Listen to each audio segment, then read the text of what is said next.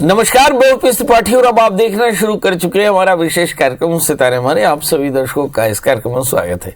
दोस्तों, आज बात करेंगे आज के पंचांग की वृत्तिवार की राशिफल भी बताएंगे और ये जानने और समझने की कोशिश करेंगे कि किसी को क्या शॉर्ट टर्म इन्वेस्टमेंट फायदा देता है, क्या हर बार शॉर्ट टर्म इन्वेस्टमेंट हर किसी को फायदा देता है, यानी बिना मेहनत की कमाई क्या आपको हासिल होगी या नहीं।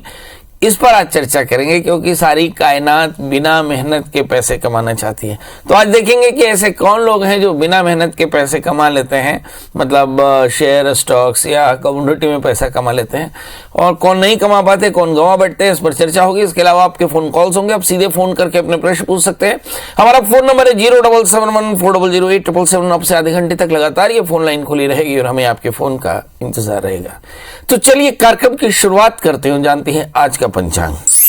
आज शुभ संवत 2079 शक 1944 सूर्य दक्षिणायन का माघ महीने के कृष्ण पक्ष की द्वितीय तिथि है और दिन सोमवार, द्वितीय 9:39 तक।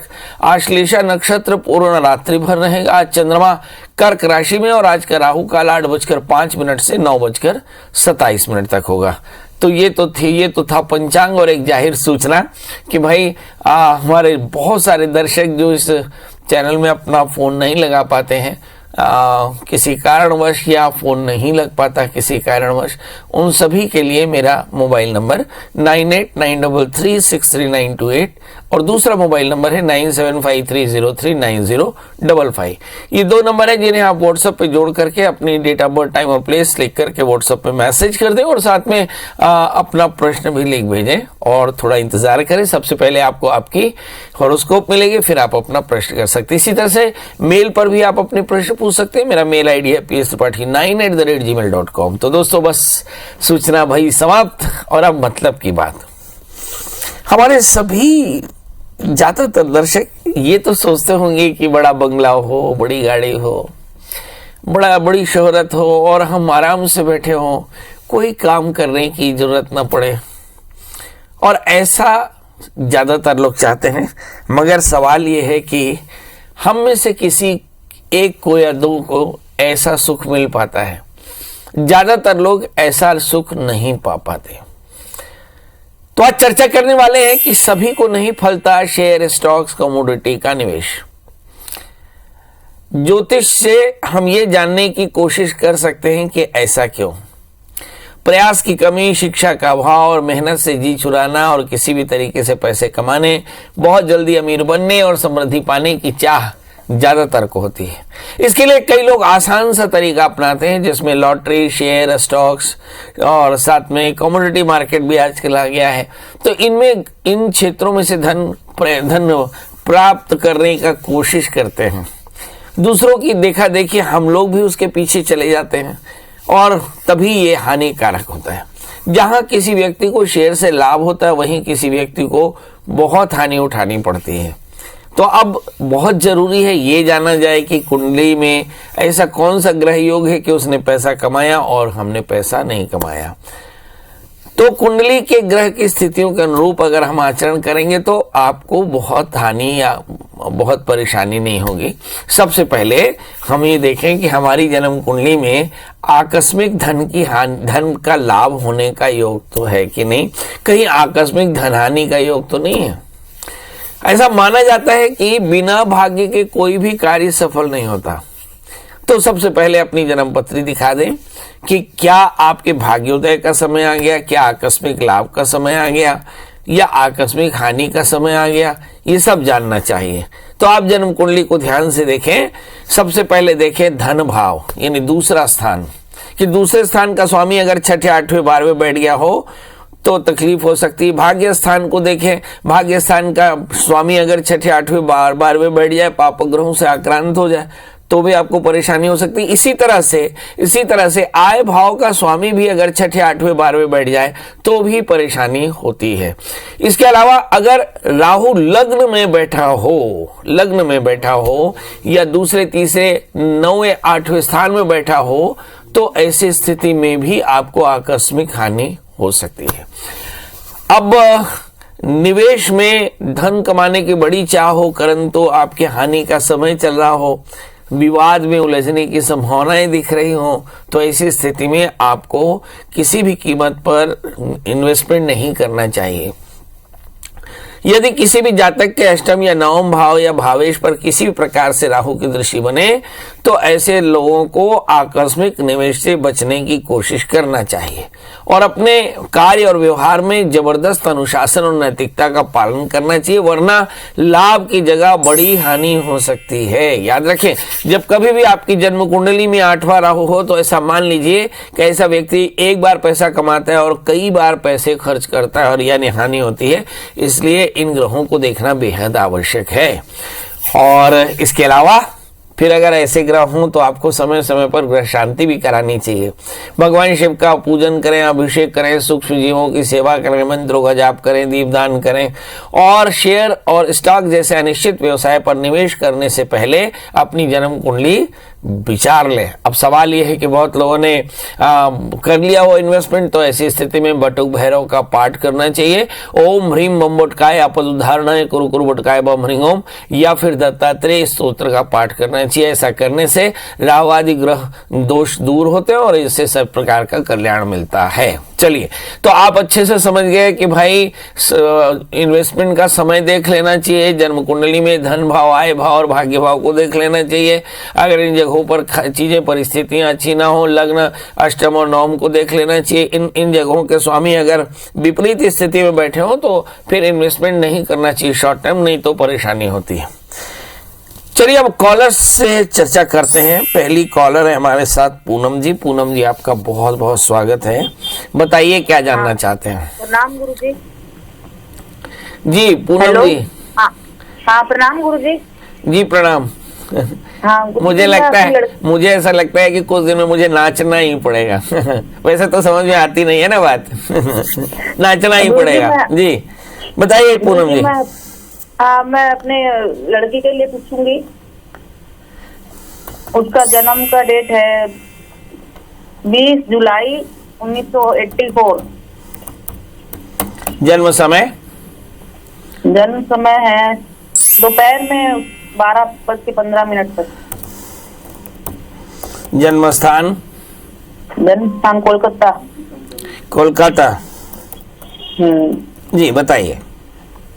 गुरु जी, इसके मतलब भविष्य के बारे में जानना चाहती हूँ मैं कि शादी कब तक की, इसके भविष्य के बारे में जानना चाहती हूँ कि शादी कब तक होगी, आगे घर परिवार, लड़का ये लड़का है लड़की है? लड़की है। हाँ लड़की है पंडित जी। जी बहुत सुंदर। आइए देखते हैं इस बच्ची की शादी में परेशानी क्या है। इस बच्ची का जन्म लग्न तुला है, राशि इसकी मीन है। इस बच्ची के लग्न में शनि बैठे हैं, सप्तमेश शनि से आक्रांत हैं। दो बातें अच्छे से जान लीजिए। इस बच्ची की शादी से पहले इस बच्ची की रजा जान ले, इस बच्ची को कोई पसंद ना हो, और दूसरा इस बच्ची के चॉइस को भी अच्छे से समझे। हो सकता है इसकी चॉइस या आपकी चॉइस मैच न करती, उसके कारण परेशानी हो सकती है। अब तीसरी बात यह है कि चूंकि लग्न में शनि मंगल एक साथ बैठे हैं, इसलिए शादी से पहले एक छोटा सा विवाह कराएं। बच्ची से कहें मंगल का व्रत करें, 4 कैरेट का पन्ना ऊपर धारण कराएं, तो बच्ची का जल्दी ब्याह होगा। याद रखें, जब कभी शनि मंगल हो तो तकलीफ होती है। दोस्तों आज चर्चा कर रहे हैं हम कि शॉर्ट टर्म इन्वेस्टमेंट में किनको फायदा हो सकता है, तो हम चर्चा कर रहे हैं किनको हानि भी हो सकती है। तो यदि आपकी जन्म कुंडली में अष्टमेश, नवमेश, लग्नेश अगर कहीं 6ठे, 8वें, 12वें बैठे और राहु जैसे पाप ग्रहों से आक्रांत हो जाएं, या फिर आपके लग्न में 8वें या राहु बैठे हों, तो ऐसी स्थिति में, या भाग्यस्थान में राहु बैठे हों, तो ऐसी स्थिति में आपको आकस्मिक हानि हो सकती है। एक और भी बात कि यदि इन ग्रहों की दशाएं चल रही हों तो बहुत सावधान रहना चाहिए, हानि की संभावनाएं ज्यादा है। अब किन लोगों को फायदा हो सकता है? जब भाग्येश आपके 11वें हो, राहु जैसे ग्रह 11वें बैठे हो, तो ऐसी स्थिति में आपको आकस्मिक लाभ हो सकता है। यदि आप आकस्मिक हानि से बचना चाहते हो तो भगवान शिव का पूजन करें, बटुक भैरव का जाप करो, दत्तात्रेय का पाठ करें तो फायदा होगा। चलिए अब हमारे साथ प्रदीप जी जुड़ चुके हैं। प्रदीप जी आपका बहुत बहुत स्वागत है। बताइए क्या जानना चाहते हैं। प्रणाम पंडित जी। एकदम प्रणाम, बताएं। पंडित जी निवेदन कर रहा था जी। कि मेरी गुड़िया है, उसका जन्म है 15 जून 2008। 15 जून 2008 और जन्म समय? स्थान नागपुर और जन्म समय रात्रि 9:15। हाँ हाँ, और जन्म स्थान नागपुर। नागपुर। आपके द्वारा पहले बताया गया था इसको जमुनिया और पन्ना पहनाने के लिए। हाँ हाँ हाँ मैंने पहना दिया था। हाँ। लेकिन पंडित जी जमुनिया उसके हाथ में रह ही नहीं रहा है, 2 बार बना दिया, 2 ही बार घूम जाता है। हाँ हाँ। मतलब उसके हाथ में ही नहीं रह रहा है जमुनिया। मतलब ये कैसे होता है? मतलब कहीं अंगूठी से नग गिर जाता है या अंगूठी गायब हो जाती है? अंगूठी चली जाती है, पन्ना की अंगूठी कहीं नहीं जा रही। और आपके आशीर्वाद से उसका क्रूरपन थोड़ा कम हुआ है। चलिए क्या होता है, बहुत सारी बातों का ज्योतिषी कनेक्शन देखने ही रहे, कुछ व्यवहारिक कनेक्शन भी देख लेना चाहिए, ज्यादा आसान है। मुझे ऐसा लगता है कि बच्चा हो सकता है कि थोड़ा सा केयरलेस हो, वरना ऐसे नहीं होता। इस बच्चे का जन्म लग्न मकर है, इसकी राशि तुला है, लग्न में राहु है, तो थोड़ा डिसिप्लिन की कमी हो और साथ में थोड़ी प्रॉब्लम है जरूर, एरोगेंस की। इस बच्चे के लिए 4 कैरेट का जामुनी और 4 कैरेट का पन्ना एकदम पहना है, और बच्चे से कहें कि केले की वृक्ष की सेवा करे और भगवान गणपति का पूजन करें, इन्हें फायदा होगा। आप देखेंगे कि आगे चल करके इस बच्ची का एरोगेंस और भी बढ़ सकता है 2025 तक। इसलिए इसे ध्यान करना, प्रेयर करने की आदत डालो। इस बच्चे के हाथ से थोड़ा सा घी चीनी का दान कराएं तो फायदा होगा। जी, अरविंद जी जुड़ चुके हैं। अरविंद जी आपका बहुत बहुत स्वागत। बताइए क्या जानना चाहते हैं अरविंद जी? अरविंद जी आपको आवाज मिल रही है? मीना जी बताइए। मीना जी आपका बहुत बहुत स्वागत है, बताइए क्या जानना चाहते हैं? पंडित जी प्रणाम। एकदम प्रणाम। हाँ पंडित जी, मुझे मेरे बेटे के बारे में जानना चाहिए। हाँ बताइए, date of birth, time of place. उनका 19 मार्च 1991। 19 मार्च 1991। समय बता दें। सुबह 10:15। जन्म स्थान बता दें। बलौदा बाजार। जी, बलौदा बाजार। बलौदा बाजार। जी, बताइए क्या जानना चाहते हैं? पंडित जी, उनका घर कब तक बनेगा और उसको बहुत आर्थिक तंगी हो गई है पैसों की, वो कैसे हटेगी? इस बच्चे का आर्थिक तंगी है, और क्या पूछा आपने? उसका घर कब तक बनेगा? घर कब बनेगा? जी जी जी। हाँ, चलिए घर कब बनेगा ये एक बात है। चलिए हम देख लेते हैं। इस बच्चे का जन्म लग्न वृषभ राशि, इसकी मेष है। लग्न में बृहस्पति का ट्रांजिट होने वाला है, शायद अप्रैल के महीने में, अप्रैल के दूसरे या तीसरे सप्ताह में अब बृहस्पति का ट्रांजिट होगा, तो इसका घर 1 वर्ष के भीतर बन जाएगा। दूसरा, इस बच्चे को आर्थिक तंगी, अभी चर्चा में यही कर रहे थे कि किसी भी जातक के लग्न 8वें और 9वें स्थान में राहु बैठ जाए तो बार बार आकस्मिक हानियां होती हैं और पितृदोष भी है।